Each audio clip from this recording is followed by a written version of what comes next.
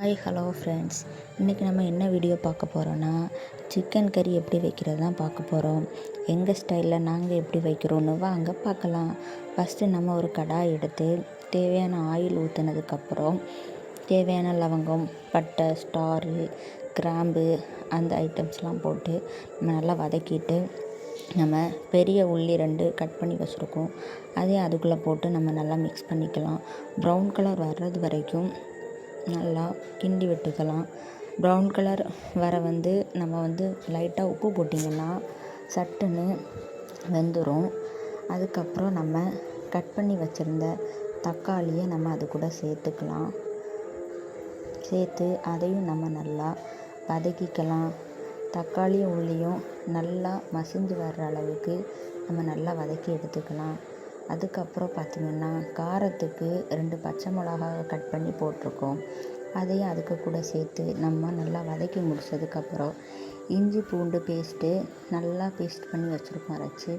அதை நம்ம எடுத்து போட்டுக்கலாம். நம்ம கடையில் இஞ்சி பூண்டு பேஸ்ட் இருக்கும், மிக்ஸ் பண்ணி வச்சுருப்பாங்க. பட் அதை வாங்கக்கூடாது. ஏன்னா அது எவ்வளோ நாள் அவங்க மிக்ஸ் பண்ணி வச்சுருக்காங்க நமக்கு தெரியாது. அதுக்காக நம்மளே ஓனாக இஞ்சி பூண்டை நல்லா தள்ளி எடுத்துக்கணும், இல்லைன்னா மிக்ஸியில் போட்டு அரைச்சி எடுத்துக்கணும். அதுதான் இயற்கையாக நல்லா டேஸ்ட்டாகவும் இருக்கும். அந்த பச்சை வாசனை போகிறது வரைக்கும் நம்ம நல்லா வதக்கிக்கலாம். வதக்கி முடிச்சதுக்கப்புறம் நம்ம ஃப்ரெஷ்ஷாக கழுவி வச்ச சிக்கனை நம்ம போட்டுக்கலாம். இந்த சிக்கன் 1 கிலோ சிக்கன். நாங்கள் 1.5 கிலோ இருந்துச்சு, 240 ரூபான்னு சொன்னாங்க. நாங்களும் அதெல்லாம் வாங்கிட்டு வந்து வச்சோம். அதுக்கப்புறம் தேவையான நம்ம மசாலாக்கள்லாம் நம்ம அதில் போட்டுக்கலாம். தேவையான அளவுக்கு நம்ம தண்ணியும் நம்ம சேர்த்துக்கலாம்.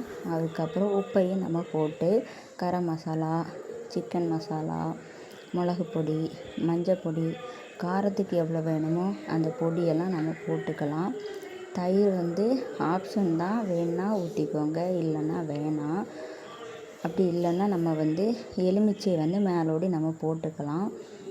அது வீடியோவில் அட்டாச்மெண்ட் பண்ணல.